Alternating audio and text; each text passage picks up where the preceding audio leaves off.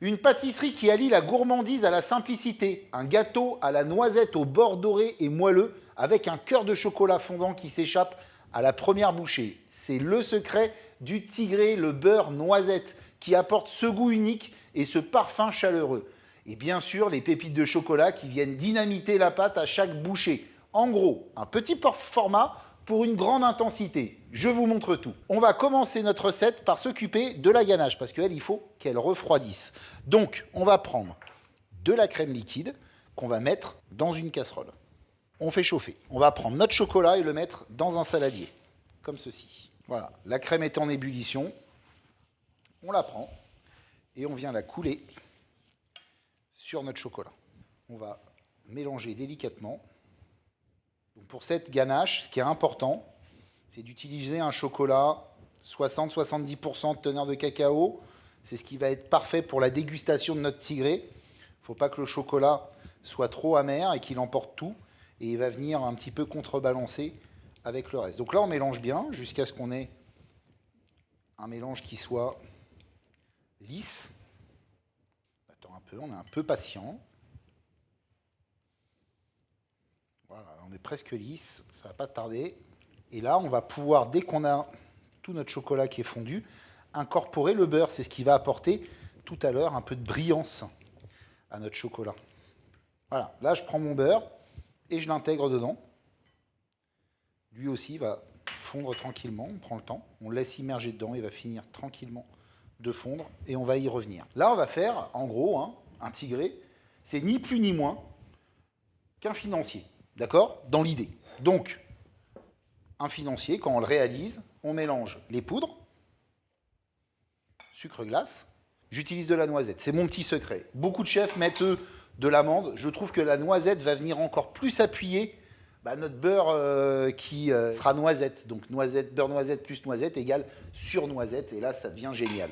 On va faire notre beurre noisette. Donc lui, on se met sur le feu. On met le beurre dans la casserole. Vous voyez, je manque un tout petit peu de chaud ici. Donc ce que je vais faire, je vais en profiter d'avoir en dessous quelque chose de chaud. Il va finir de me chauffer légèrement ma masse. Parfait. Vous voyez là, mon chocolat, il est bien brillant. Il a bien fondu. Je sors mon saladier de ce mini pseudo bain-marie. Et là, le beurre noisette. Donc le beurre noisette, on attend qu'au fond de la casserole, on ait des petits dépôts qui commencent à apparaître. Donc il faut vraiment s'arrêter au bon moment, sinon on fait un beurre noir. Et le beurre noir, ça existait quand j'étais apprenti. On mettait ça sur la raie, on faisait une raie au beurre noir. Mais c'est maintenant interdit parce que c'est cancérigène. Donc on fait attention quand on fait un beurre noisette à s'arrêter au bon moment. Là, il va commencer tranquillement à colorer au fond, ça ne va pas tarder. Là, j'ai un beau beurre noisette, regardez. Vous voyez? Là, je le pose sur mon poste de travail et je le laisse refroidir. Ensuite, dans mon saladier, je mélange bien mes poudres.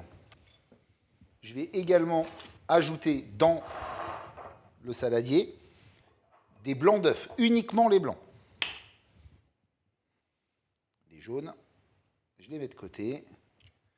Je ferai une petite sauce avec. Alors là, bien sûr, j'ai un œuf avec 2 jaunes dedans. Donc ça, quand on tombe là-dessus, c'est pas facile. Parce qu'on n'a plus notre deuxième coquille pour transbahuter. Voilà, super. Souvent, quand on en a un, il y en a un deuxième qui traîne avec 2 jaunes. Eh ben non, c'est bon. Donc là, on va mélanger notre blanc d'œuf avec nos poudres, dynamiquement. Avant d'incorporer notre beurre noisette, on va préchauffer notre four à 160 degrés, chaleur tournante. On va intégrer l'extrait de vanille et on vérifie que notre beurre noisette n'est pas trop chaud. On va le filtrer et les petits dépôts, on ne les met pas. Ce beurre noisette sent déjà merveilleusement bon. Et là, ce qui est important, c'est de ne pas avoir une masse trop chaude. Si votre masse est trop chaude, le problème, c'est que vos pépites de chocolat vont fondre. Et ce n'est pas l'objectif. Donc là, on attend un petit peu avant d'intégrer nos pépites de chocolat. parce qu'on ne veut pas que celle-ci fonde dans l'appareil. Et là, je trouve que mon appareil est un peu tiède. Même là, comme ça, déjà, c'est super bon. On va juste attendre 2 petites minutes, le temps que la masse refroidisse un peu. Bon, j'ai battu un peu pour aider ma masse à refroidir légèrement.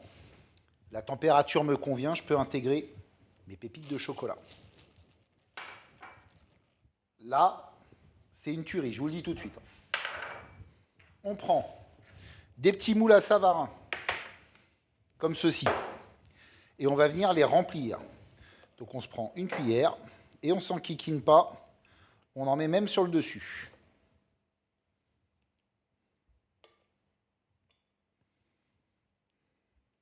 Voilà. Bien chercher au fond les pépites de chocolat. C'est ce qui fait qu'on appelle le tigré, parce que les pépites de chocolat donnent cet effet un peu tigré. Alors bien évidemment, j'ai oublié de vous préciser, mais les moules, je les ai graissés préalablement. Alors si vous avez sur le coin du moule des petites imperfections, on les enlève.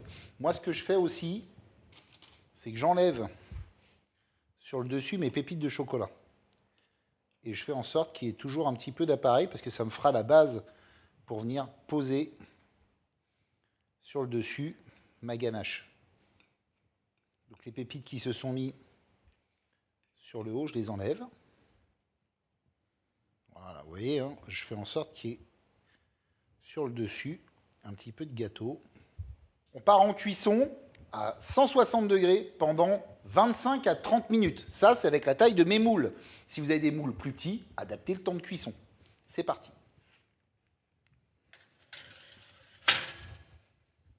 Avant de partir en pause, les amis, le temps de la cuisson, petite précision, on va mettre notre ganache dans une poche, parce que sinon, elle va croûter sur le dessus.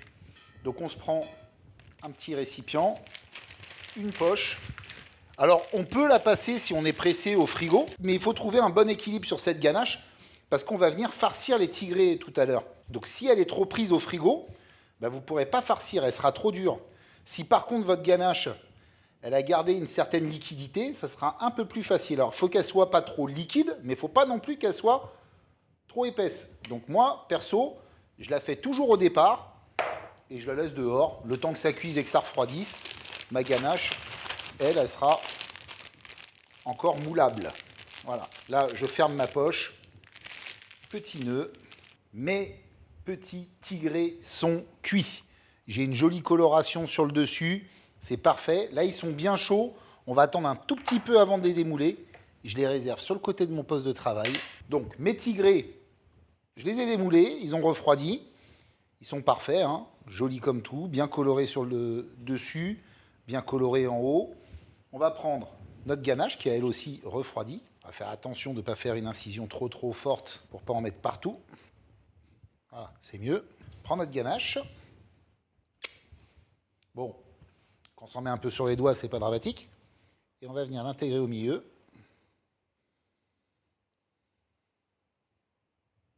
Je les tapote un peu pour que la ganache s'étale un peu. Avec quelques petites noisettes concassées torréfiées sur le chocolat. Le top, c'est de passer ces petits gâteaux petit quart d'heure au frigo et les ressortir et les déguster après à température ambiante. Regardez ce résultat qui est magnifique. Un gâteau légèrement doré, un cœur de chocolat qui miroite et ce parfum de noisettes grillées qui remplit la cuisine, c'est vraiment tentant. À la dégustation, le cœur sera fondant, la pâte moelleuse et légère avec un petit croquant et les pépites de chocolat apportent le côté gourmand en plus. Je suis fou de tigré à la noisette.